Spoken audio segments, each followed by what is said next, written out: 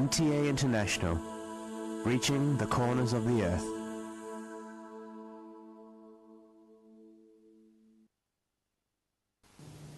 Coming up next is the Friday sermon of Hazrat Khalifatul Masih IV, Mirza Tahir Ahmad Sahib, Imam and the head of the worldwide Ahmadi Muslim community. اب حضرت مرزا طاہر احمد صاحب خلیفۃ المسیح رابع امام جماعت احمدیہ ایدہ اللہ تعالی بنصر لذیذ کا خطبہ جمعہ ہوگا. حبیبنا صلی علی محمد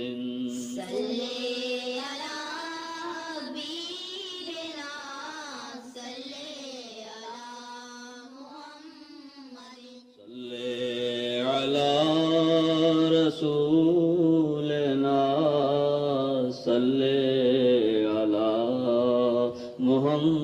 محمد صلی علی رسولنا صلی علی محمد صلی علی محمد صلی علی محمد صلی علی محمد صلی علی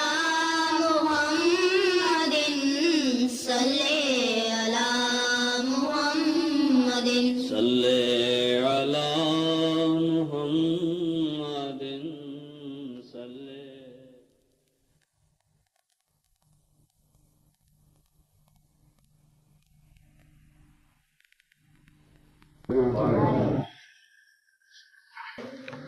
السلام علیکم. اذان دے دیں. دیر بھی ٹرانسلیشن دے. اللہ اکبر اللہ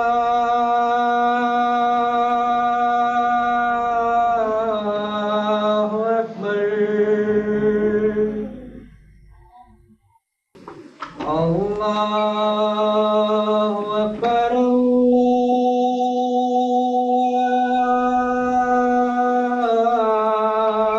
اکبر.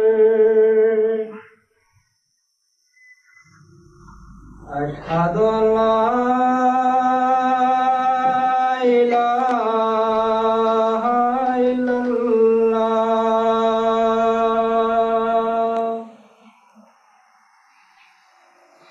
أشهد أن لا إله إلا الله.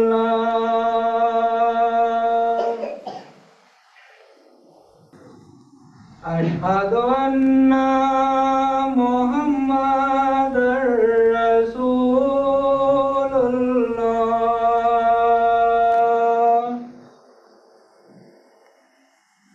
أشهد أن محمد رسول الله. حي على الصلاة.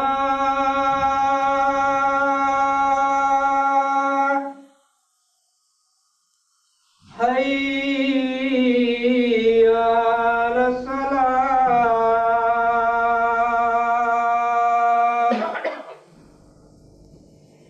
حي على الفلاح.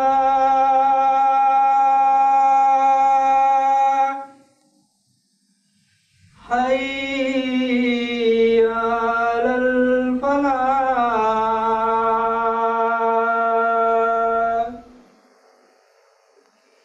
اللہ اکبر اللہ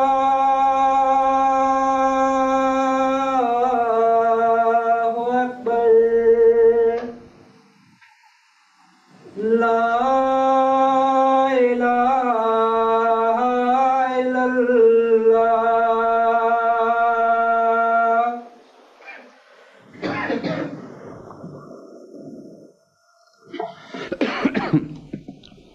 أشهد أن لا إله إلا الله وحده لا شريك له وأشهد أن محمدا عبده ورسوله.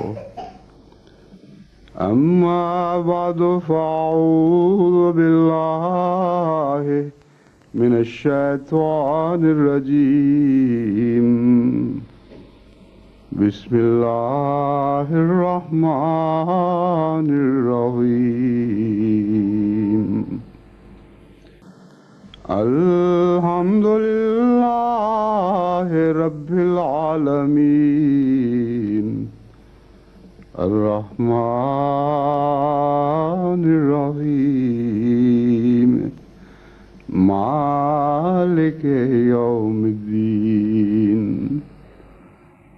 إياك نعبد وإياك نستعين اهدنا الصراط المستقيم صراط الذين أنعمت عليهم غير المغضوب عليهم ولا الضالين.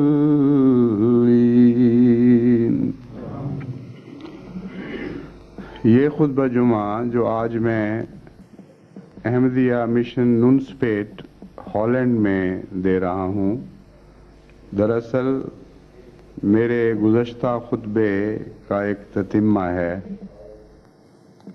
اور اس خطبے میں نسبتاً آہستہ گفتگو کروں گا، کیونکہ اس خطبے میں ساتھ ساتھ ڈچ زبان میں ترجمہ کیا جا رہا ہے.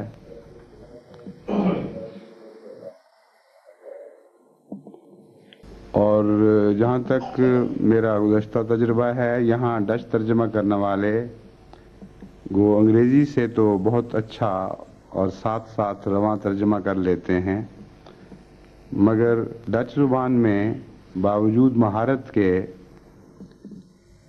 ساتھ ساتھ تیزی سے ترجمہ کرنے کی استطاعت ابھی ہمارے مبلغین میں نہیں ہے، یعنی اردو سے براہ راست ترجمہ کرنے کی.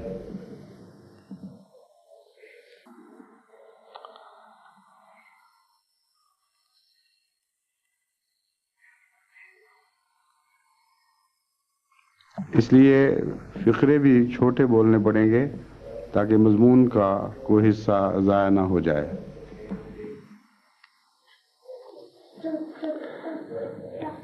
میں نے گزشتہ خطبے میں واقفین کی نئی نسل کی تیاری کے سلسلے میں کچھ نصائح کی تھیں.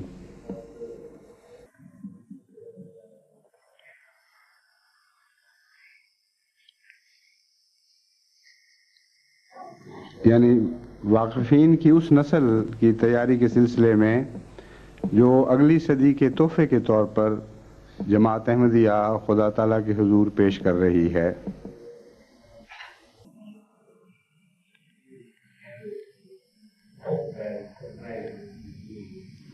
چونکہ یہ مضمون پوری طرح گزشتہ خطبے میں ادا نہیں ہو سکا،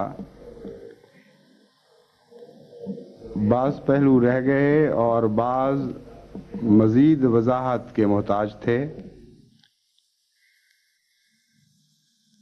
اس لیے آج مختصراً میں اسی مضمون کو بیان کروں گا.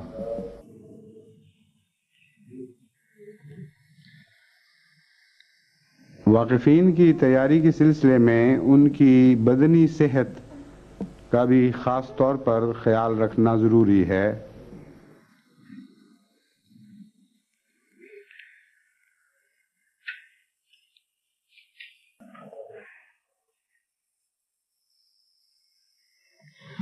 وہ واقفین جو مختلف عوارض کے شکار رہتے ہیں، اگرچہ بعض ان میں سے خدا تعالیٰ سے توفیق پا کر غیر معمولی خدمت بھی سر انجام دے سکتے ہیں، لیکن بالعموم صحت مند واقفین بیمار واقفین کے مقابل پر زیادہ خدمت کے اہل ثابت ہوتے ہیں.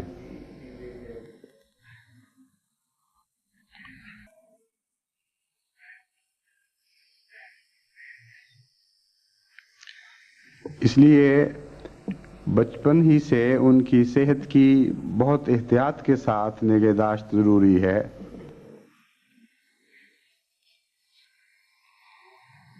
پھر ان کو مختلف کھیلوں میں آگے بڑھانے کی باقاعدہ کوشش کرنی چاہیے۔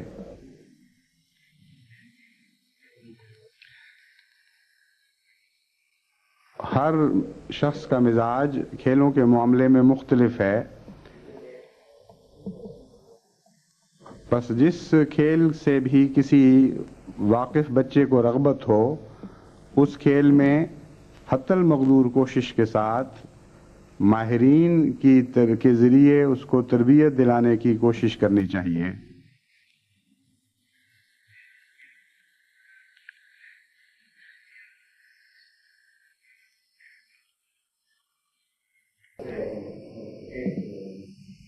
بعض دفعہ ایک ایسا مربی جو کسی کھیل میں مہارت رکھتا ہو محض اس کھیل کی وساطت سے لوگوں پر کافی اثر رسوخ قائم کر لیتا ہے اور نوجوان نسلیں اس کے ساتھ خاص طور پر وابستہ ہو جاتی ہیں۔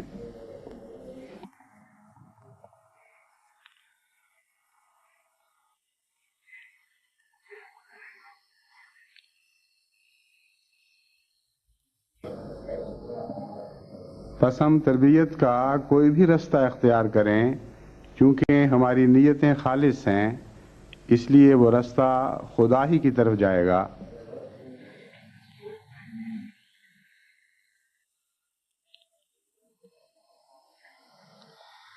دنیاوی تعلیم کے سلسلے میں نے بیان کیا تھا کہ ان کی تعلیم کا دائرہ وسیع کرنا چاہیے، ان کے علم کا دائرہ وسیع کرنا چاہیے۔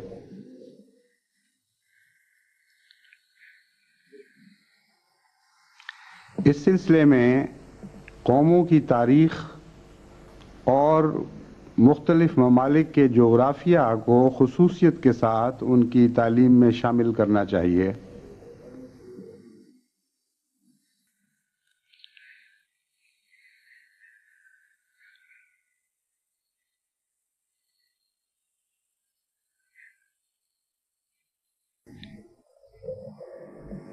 لیکن تعلیم میں بچے کے طبی بچپن کے رجحانات کو ضرور پیش نظر رکھنا ہوگا۔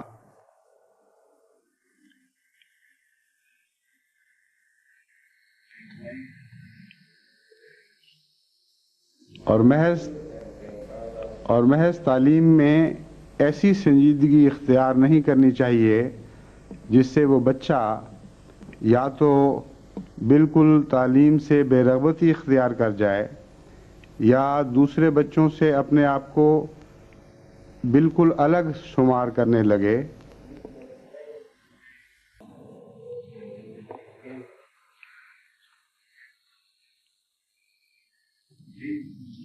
اور اس کا طبی رابطہ دوسرے بچوں سے منقطع ہو جائے۔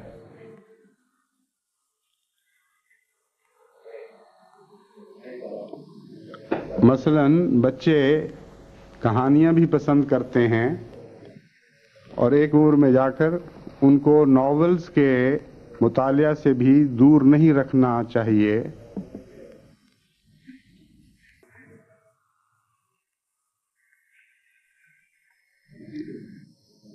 لیکن بعض قسم کی لغو کہانیاں جو انسانی طبیعت پر گندے اور گہرے بد اثرات چھوڑ جاتی ہیں ان سے ان کو بچانا چاہیے، خواہ نمونے کے طور پر ایک آدھ کہانی انہیں پڑھوا بھی دی جائے۔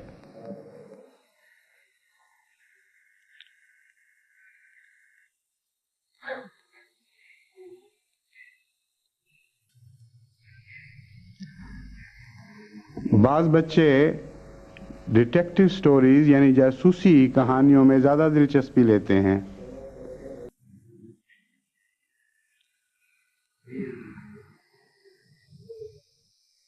لیکن اگر انہیں اس قسم کی لغو جاسوسی کہانیاں پڑھائی جائیں جیسے آج کل پاکستان میں رائج ہیں اور بعض مصنف بچوں میں غیر معمولی شہرت اختیار کر چکے ہیں جاسوسی کہانیوں کے مصنف کے طور پر، تو بجائے اس کے کہ ان کا ذہن تیز ہو، ان کی استدلال کی طاقتیں سیکل ہو جائیں اور زیادہ پہلے سے بڑھ کر ان میں استدلال کی قوت چمکے، وہ ایسے جاہلانہ جاسوسی تصورات میں مبتلا ہو جائیں گے کہ جس کا نتیجہ عقل کے معوف ہونے کے سوا اور کچھ نہیں نکل سکتا۔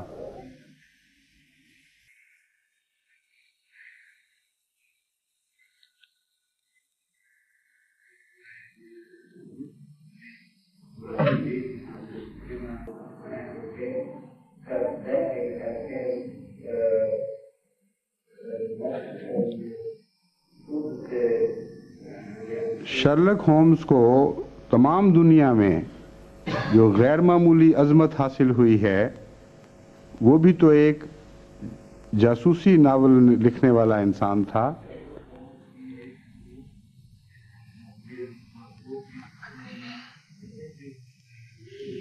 لیکن اس کی جاسوسی کہانیاں دنیا کی اتنی زبانوں میں ترجمہ ہوئی ہیں کہ آج تک کسی دوسرے مصنف کی اس طرز کی کہانیاں دوسری زبانوں میں اس طرح ترجمہ نہیں کی گئی۔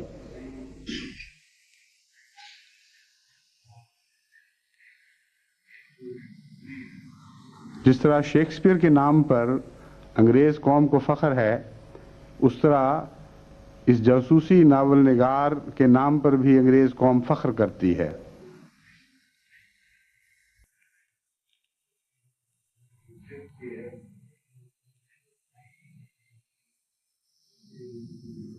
یہ محض اس لیے ہے کہ اس کے استدلال میں معقولیت تھی، اگرچہ کہانیاں فرضی تھیں۔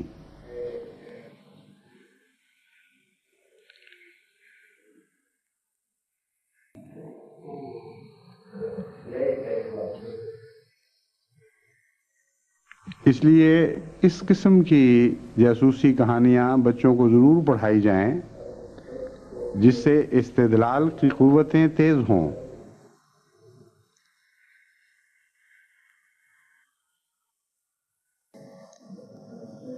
لیکن احمقانہ جاسوسی کہانیاں تو استدلال کی قوتوں کو پہلے سے تیز کرنے کی بجائے معوف کر دیا کرتی ہیں۔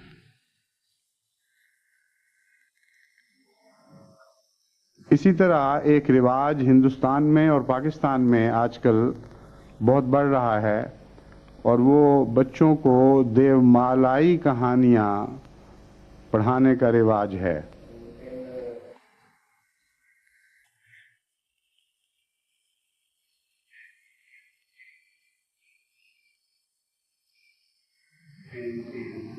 اور ہندوستان کی دیو مالائی کہانیوں میں اس قسم کے لغت تصورات بکثرت ملتے ہیں جو بچے کو بھوتوں اور جادو کا قائل کریں،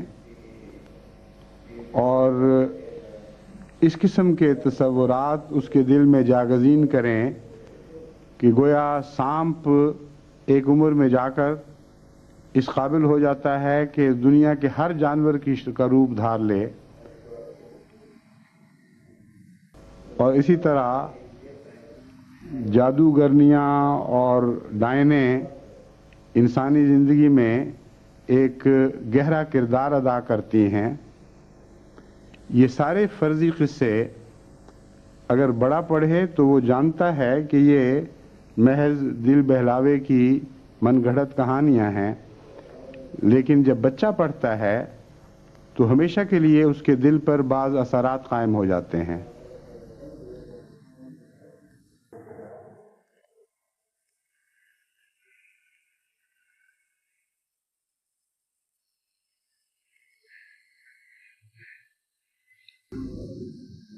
جو بچہ ایک دفعہ ان کہانیوں کے اثر سے ڈرپوک ہو جائے اور اندھیرے اور انہونی چیزوں سے خوف کھانے لگے، پھر تمام عمر اس کی یہ کمزوری دور نہیں کی جا سکتی۔ بعض لوگ بچپن کے خوف اپنے بڑھاپے تک لے جاتے ہیں۔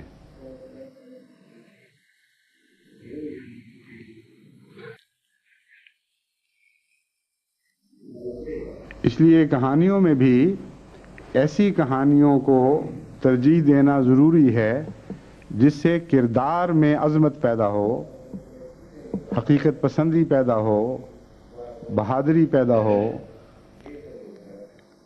دیگر انسانی اخلاق میں سے بعض خلق نمایاں کر کے پیش کیے گئے ہوں۔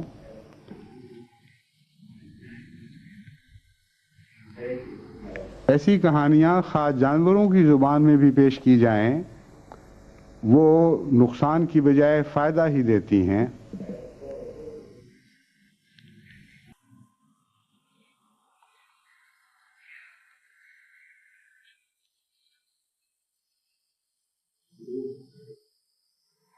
عربی کہانیاں لکھنے والوں میں یہ رجحان پایا جاتا تھا کہ وہ جانوروں کی کہانیوں کی صورت میں بہت سے اخلاقی سبق دیتے تھے۔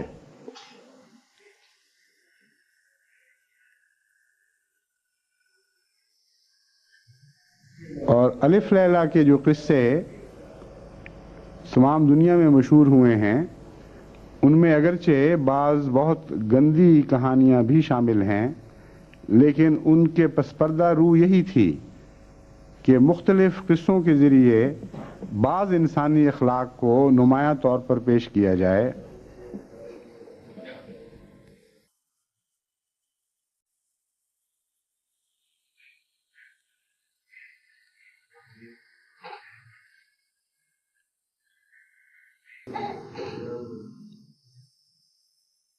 مثلا یہ قصہ کہ ایک بادشاہ نے اپنی ملکہ کو تو کتوں کی طرح باندھ کر ایک جگہ رکھا ہوا تھا اور جانوروں کی طرح اس سے سلوک کیا جا رہا تھا، اور کتے کو بڑے اہتمام کے ساتھ معزز انسانوں کی طرح محلات میں بٹھایا گیا تھا اور اس کی خدمت پر نوکر مامور تھے۔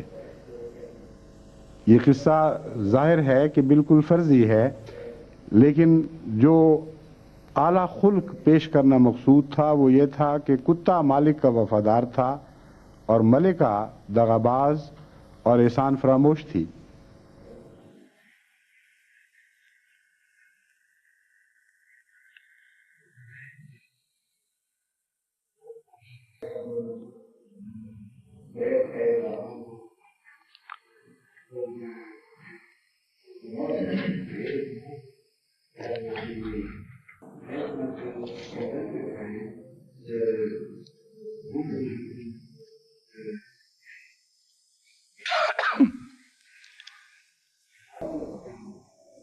بس ایسی کہانیاں پڑھ کر بچہ کبھی یہ سبق نہیں لیتا کہ بیوی پر ظلم کرنا چاہیے، بلکہ یہ سبق لیتا ہے کہ انسان کو دوسرے انسان کا وفادار اور احسان مند رہنا چاہیے۔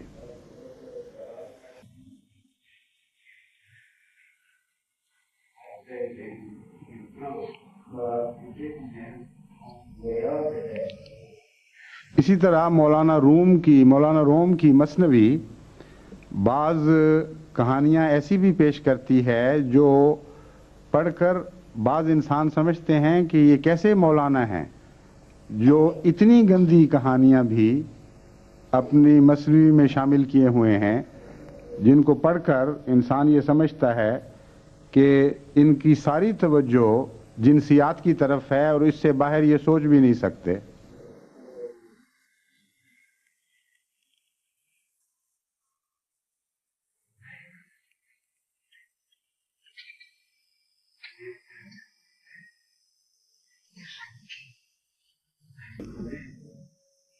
چنانچہ ایک دفعہ لاہور کے ایک معزز غیر احمدی سیاستدان نے مجھے مولانا روم کی مثنوی پیش کی، جس میں جگہ جگہ نشان لگائے ہوئے تھے، اور ساتھ یہ کہا کہ آپ لوگ کہتے ہیں یہ بزرگ انسان تھا، یہ اتنا بڑا مرتبہ تھا، ایسا بڑا فلسفی تھا، ایسا صوفی تھا، لیکن یہ واقعات اب پڑھیں اور مجھے بتائیں کہ کوئی شریف انسان یہ برداشت کرے گا کہ اس کی بہو بیٹیاں ان کہانیوں کو پڑھیں؟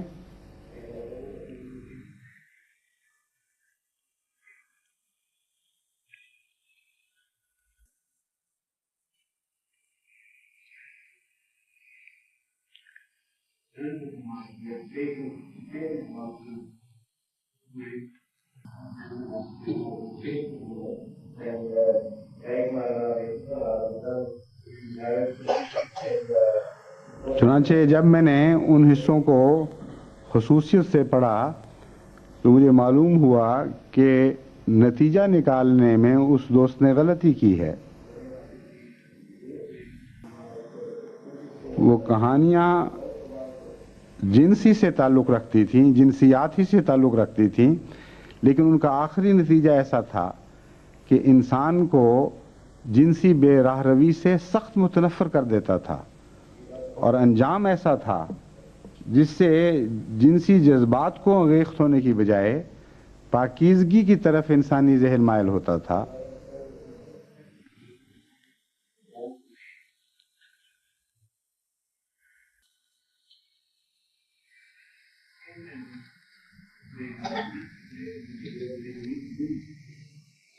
بس یہ تو اس وقت میرا مقصد نہیں کہ تفصیل سے لٹریچر کی مختلف قسموں پر تبصرہ کروں. یہ چند مثالیں اس لیے آپ کے سامنے رکھ رہا ہوں کہ اپنے بچوں کو جو کچھ آپ پڑھاتے ہیں اس کے متعلق خوب متنبہ رہیں کہ اگر غلط لٹریچر بچپن میں پڑھایا گیا تو اس کے بد اثرات بعض دفعہ موت تک ساتھ چمٹے رہتے ہیں، اور اگر اچھا لٹریچر پڑھایا جائے تو اس کے نیک اثرات بھی بہت ہی شاندار نتائج پیدا کرتے ہیں اور بعض انسانوں کی زندگیاں سنوار دیا کرتے ہیں.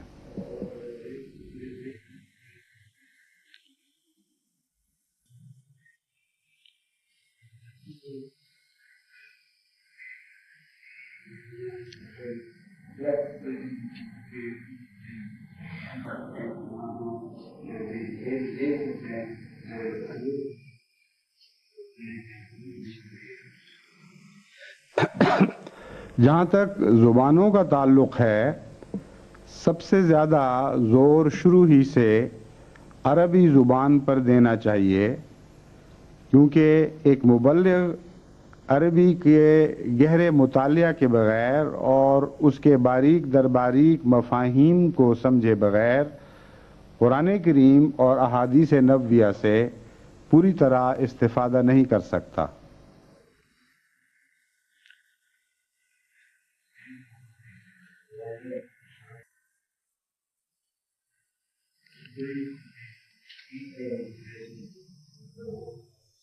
اس لیے بچپن ہی سے عربی زبان کے لیے بنیاد قائم کرنی چاہیے،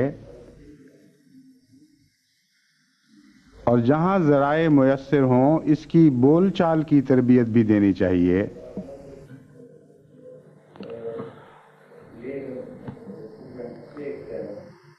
قادیان اور روا میں ایک زمانے میں، یعنی جب ہم طالب علم تھے، عربی زبان کی طرف تو توجہ تھی لیکن بول چال کا محاورہ نہیں سکھایا جاتا تھا، یعنی اس توجہ سے نہیں سکھایا جاتا تھا.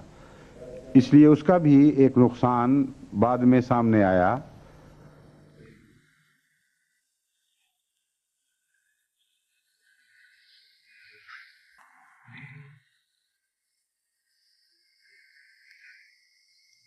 آج کل یہ رواج ہے کہ بول چال سکھائی جا رہی ہے لیکن زبان کے گہرے معانی کی طرف پوری توجہ نہیں کی جاتی.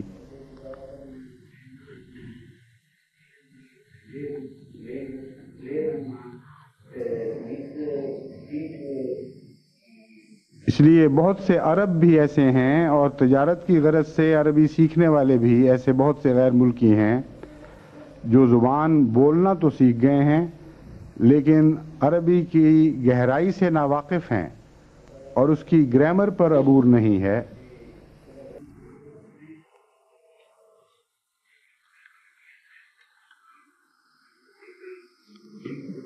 بس اپنی واقفین نسلوں کو ان دونوں پہلوؤں سے متوازن تعلیم دیں.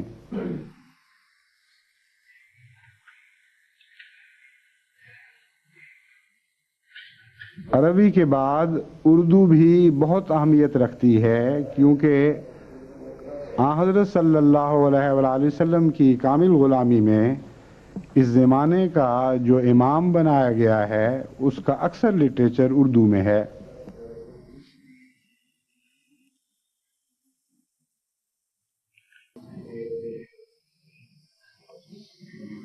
اور وہ لٹریچر چونکہ خالصتاً قرآن اور حدیث کی تفسیر میں ہے، اس لیے عرب پڑھنے والے بھی جب آپ کے عربی لٹریچر کا مطالعہ کرتے ہیں تو حیران رہ جاتے ہیں کہ قرآن اور حدیث کی کیسی گہری معرفت اس انسان کو حاصل ہے کہ جو ان لوگوں کو کہ وہم و گمان میں بھی نہیں آ سکتی تھی جو مادری لحاظ سے عربی زبان سیکھنے اور بولنے والے ہیں.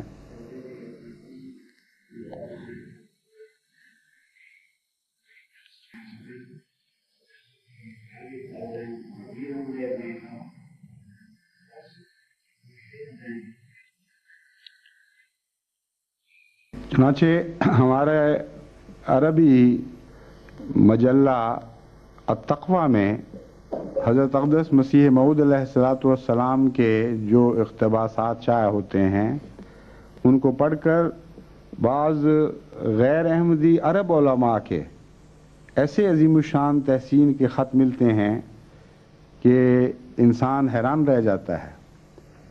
بعض ان میں سے مفتیوں کے بیٹے ہیں، اس عظمت کے آدمیوں کے بیٹے ہیں جن کو دین پر عبور ہے اور دین میں معروف مفتی ہیں. ان کا نام لینا یہاں مناسب نہیں، لیکن انہوں نے مجھے خط لکھا کہ ہم تو حیران رہ گئے ہیں دیکھ کر.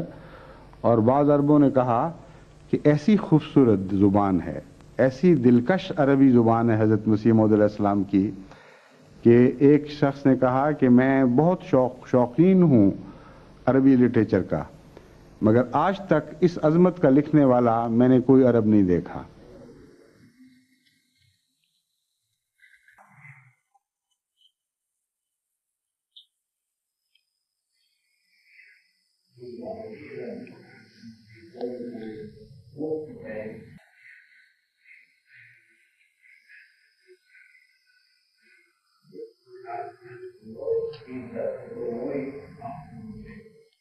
پس عربی کے ساتھ ساتھ حضرت مسیح موعود علیہ السلام کے اردو لٹریچر کا مطالعہ بھی ضروری ہے، اور بچوں کو اتنے معیار کی اردو سکھانی ضروری ہے کہ وہ حضرت مسیح موعود کے علیہ السلام کے اردو لٹریچر سے براہ راست فائدہ اٹھا سکیں.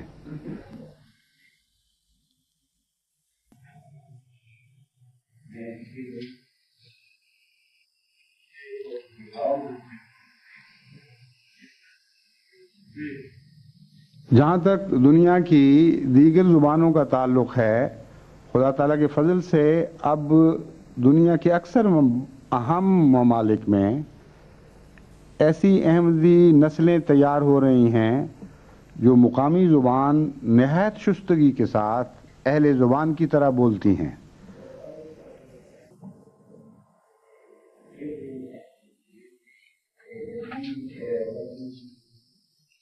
اور یہاں ہالینڈ میں بھی ایسے بچوں کی کمی نہیں ہے جو باہر سے آنے کے باوجود ہالینڈ کی زبان ہالینڈ کے باشندوں کی طرح نہایت شستگی اور صفائی سے بولنے والے ہیں.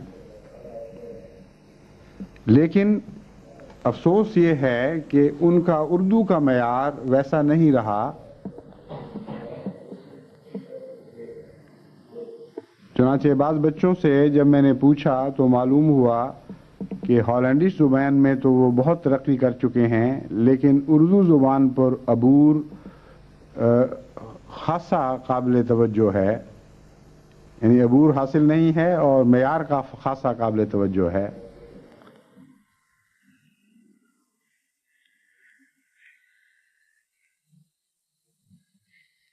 بس آئندہ اپنے واقفین نسلوں کو کم سے کم 3 زبانوں کا ماہر بنانا ہوگا: عربی، اردو اور مقامی زبان. پھر ہمیں انشاءاللہ آئندہ صدی کے لیے اکثر ممالک میں احمدیت یعنی حقیقی اسلام کی تعلیم پیش کرنے والے بہت اچھے مبلغ مہیا ہو جائیں گے.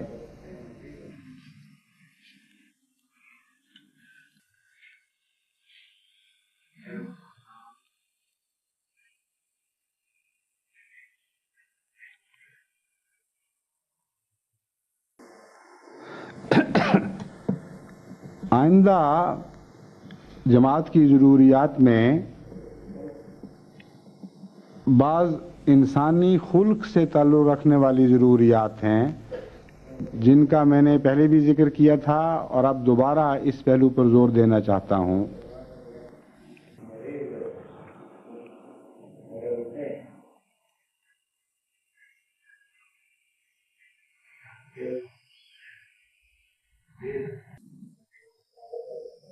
بس واقفین بچوں کے اخلاق پر خصوصیت سے توجہ کی ضرورت ہے.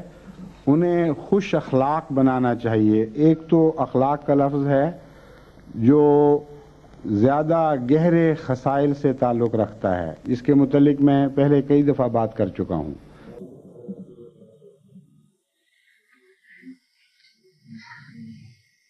لیکن ایک اخلاق کا معنی عرف عام میں انسان کی میل جول کی اس صلاحیت کو کہتے ہیں جس سے وہ دشمن کم بناتا ہے اور دوست زیادہ.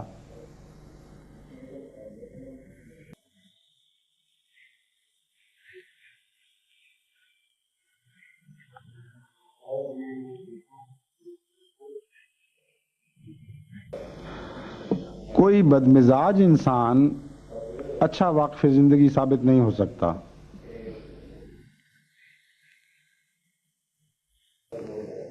اور کوئی خشک مزاج انسان ملا تو کہلا سکتا ہے، صحیح معنوں میں روحانی انسان نہیں بن سکتا.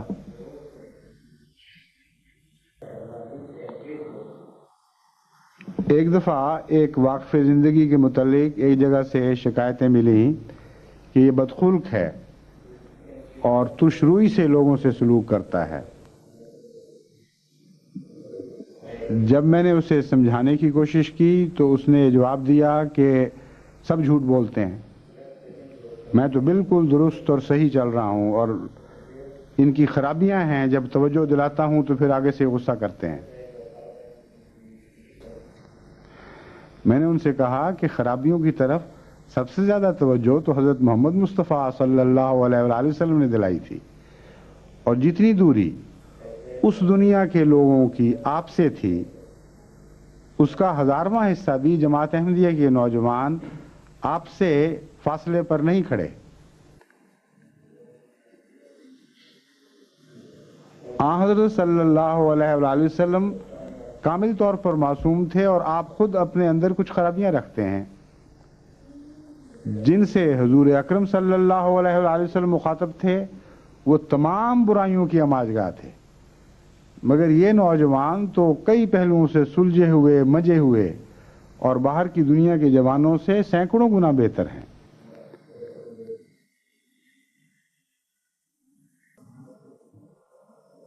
پھر کیا وجہ ہے کہ آپ جب نصیحت کریں تو یہ بدکتے ہیں اور متنفر ہوتے ہیں، اور آن حضرت صلی اللہ علیہ وآلہ وسلم جب نصیحت فرماتے تھے تو وہ آپ کے عاشق ہو جایا کرتے تھے.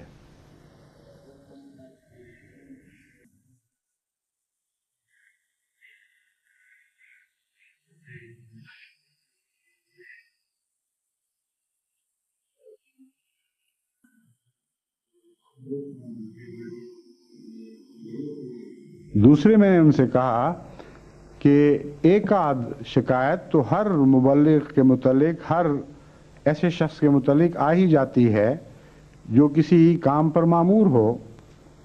ہر شخص کو وہ راضی نہیں کر سکتا، کچھ لوگ ضرور ناراض ہو جایا کرتے ہیں.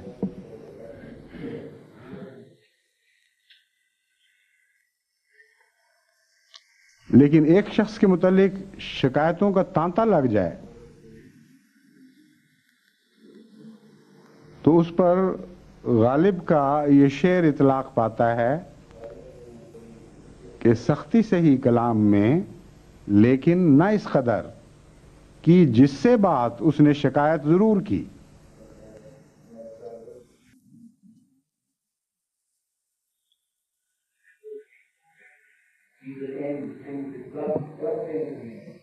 بس اپنے بچوں کو خوش اخلاق ان معنوں میں بنائیں کہ میٹھے بول بول سکتے ہوں، لوگوں کو پیار سے جیت سکتے ہوں،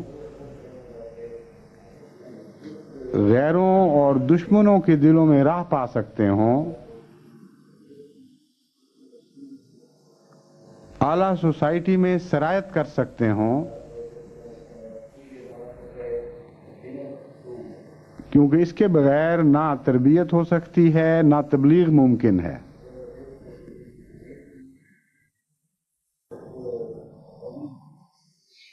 بعض مبلغوں کو اللہ تعالیٰ نے یہ صلاحیت عطا فرمائی ہے، اس لیے اپنے ملک کے بڑے سے بڑے لوگوں سے جب وہ ملتے ہیں تو تھوڑی سی ملاقات میں ہی وہ ان کے گرویدہ ہو جاتے ہیں۔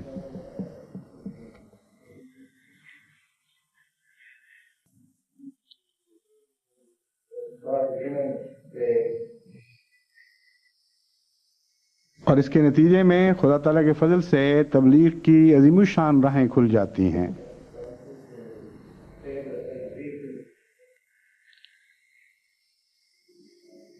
جہاں تک بچیوں کا تعلق ہے، اس سلسلے میں بھی بارہا ماں باپ سوال کرتے ہیں کہ ہم انہیں کیا بنائیں۔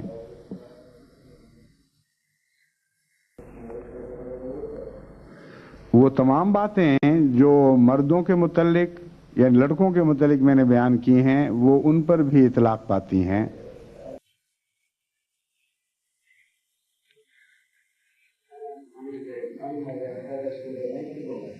لیکن اس کے علاوہ انہیں گھر گھرستی کی اعلیٰ تعلیم دینی بہت ضروری ہے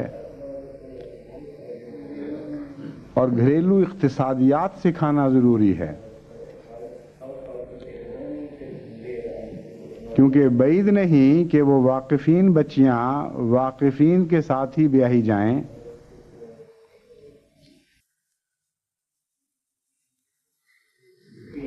جب میں کہتا ہوں کہ بعید نہیں تو مراد یہ ہے کہ آپ کی دلی خواہش یہی ہونی چاہیے کہ واقفین بچیاں واقفین سے بیاہی جائیں،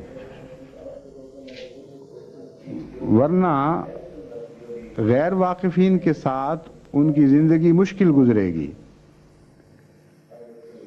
اور مزاج میں بعض دفعہ ایسی دوری ہو سکتی ہے کہ ایک واقف زندگی بچی کا اپنے غیر واقف خاوند کے ساتھ مذہب میں اس کی کم دلچسپی کی وجہ سے گزارا نہ ہو۔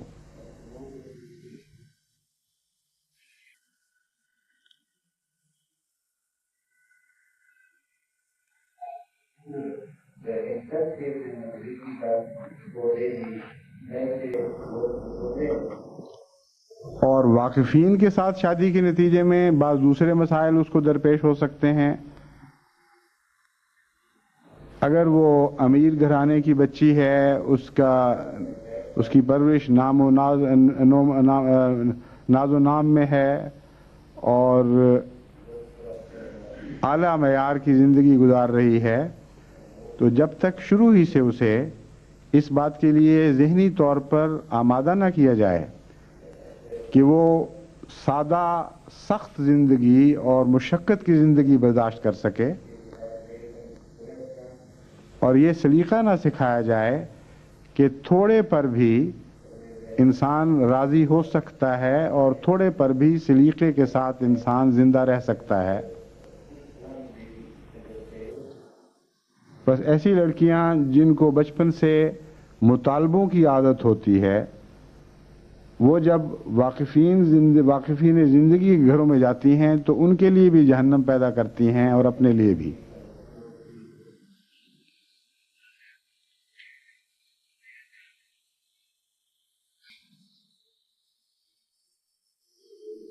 مطالبے میں فی ذاتے ہی کوئی نقص نہیں، لیکن اگر مطالبہ توفیق سے بڑھ کر ہو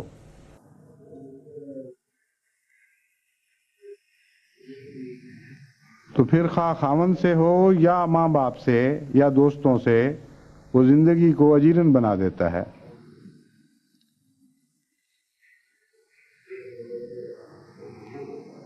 اللہ تعالیٰ نے ہمیں اس معاملے میں کیسا خوبصورت سبق دیا جب فرمایا لا یکلف اللہ نفسا الا وسعہا، کہ خدا کسی کی توفیق سے بڑھ کر اس سے مطالبہ نہیں کرتا۔ تو بندوں کا کیا حق ہے کہ توفیق سے بڑھ کر مطالبے کریں.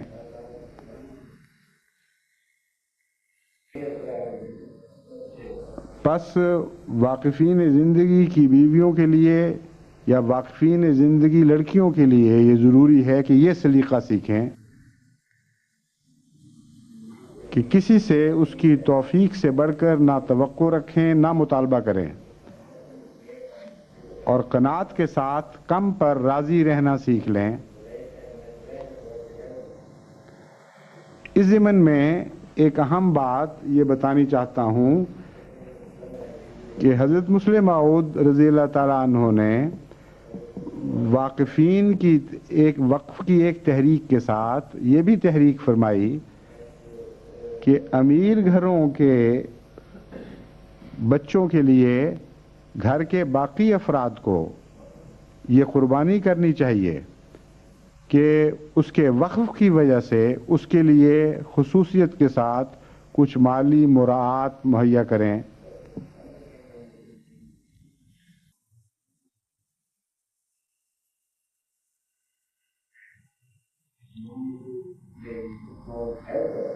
اور یہ سمجھیں کہ جتنا مالی لحاظ سے اس کو بے نیاز بنائیں گے اتنا بہتر رنگ میں وہ قومی ذمہ داریوں کی امانت کا حق ادا کر سکے گا.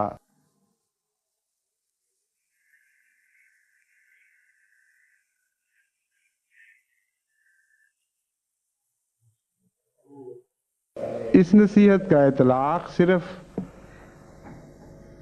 امیر گھرانوں پر نہیں بلکہ غریب گھرانوں پر بھی ہوتا ہے.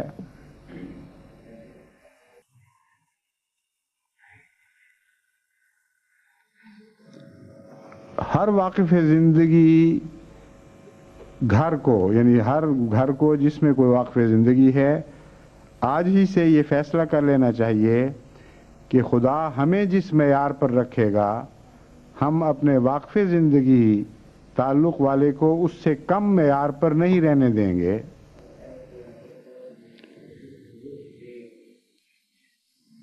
یعنی جماعت سے مطالبے کی بجائے بھائی اور بہنیں اور ماں باپ اگر زندہ ہوں اور توفیق رکھتے ہوں یا دیگر قریبی مل کر ایسا نظام بنائیں گے کہ واقف زندگی بچہ اپنے زندگی کے معیار میں اپنے گھر والوں کے ماحول اور ان کے معیار سے کم تر نہ رہے.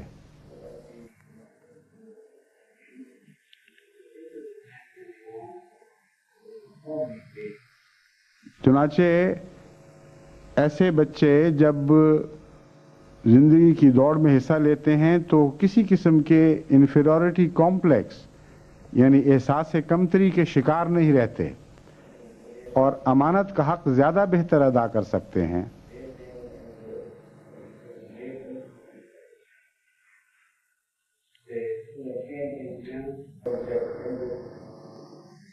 جہاں تک بچیوں کی تعلیم کا تعلق ہے اس میں خصوصیت کے ساتھ تعلیم دینے کی تعلیم دلوانا یعنی ایجوکیشن کی انسٹرکشن جسے بیچلر ڈگریز ان ایجوکیشن غالباً کہا جاتا ہے، BDE یا جو بھی اس کا نام ہے. مطلب یہ ہے کہ ان کو استانیہ بننے کی ٹریننگ دلوانا، خواہ ان کو استانی بنانا ہو یا نہ بنانا ہو، ان کے لیے مفید ثابت ہو سکتا ہے.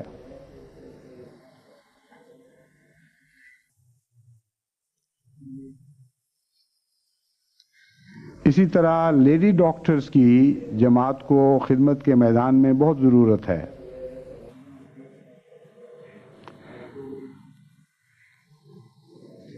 پھر کمپیوٹر اسپیشلسٹ کی ضرورت ہے اور ٹائپسٹس کی ضرورت ہے، اور یہ سارے کام عورتیں مردوں کے ساتھ ملے جلے بغیر سوائے ڈاکٹری کے باقی سارے کام عمدگی سے سر انجام دے سکتی ہیں.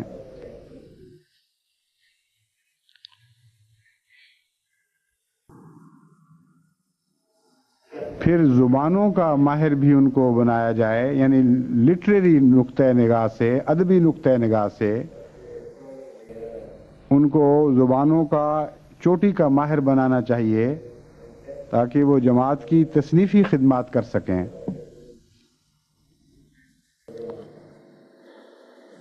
اس طرح اگر ہم سب اپنے آئندہ واقفین نسلوں کی نگہداشت کریں اور ان کی پرورش کریں، ان کو بہترین واقف بنانے میں مل کر جماعتی لحاظ سے اور انفرادی لحاظ سے صحیح کریں، تو میں امید رکھتا ہوں کہ آئندہ صدی کے اوپر جماعت احمدیہ کی اس صدی کی نسلوں کا ایک ایسا احسان ہوگا کہ جسے وہ ہمیشہ جذبہ تشکر اور دعاؤں کے ساتھ یاد کریں گے.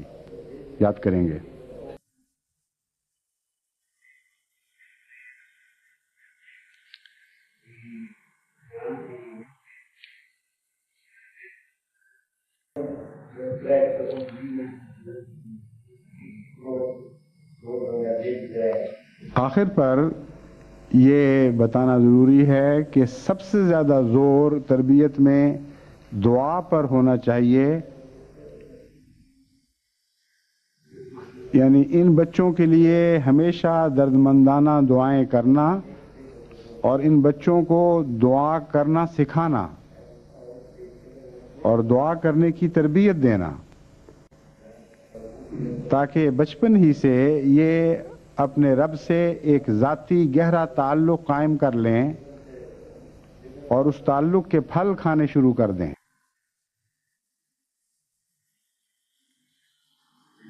جو بچہ دعا کے ذریعے اپنے رب کے احسانات کا مشاہدہ کرنے لگتا ہے،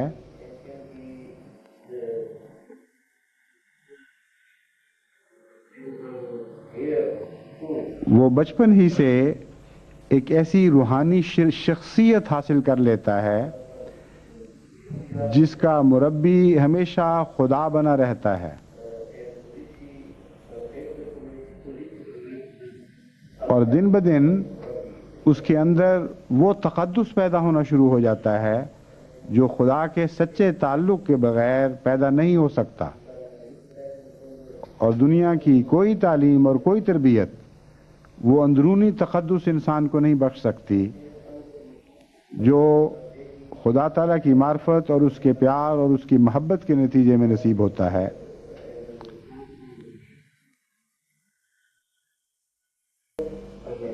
بس ان بچوں کی تربیت میں دعاؤں سے بہت زیادہ کام لیں، خود ان کے لیے دعا کریں اور ان کو دعا کرنے والے بچے بنائیں.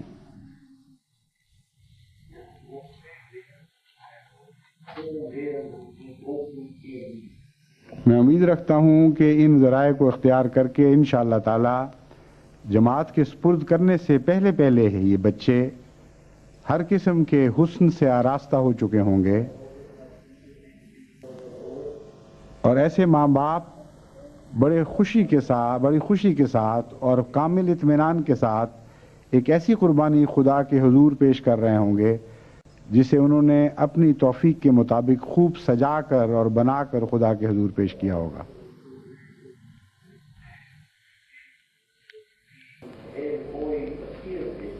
اللہ تعالی ہمیں ان اعلیٰ تقاضوں کو پورا کرنے کی توفیق عطا فرمائے.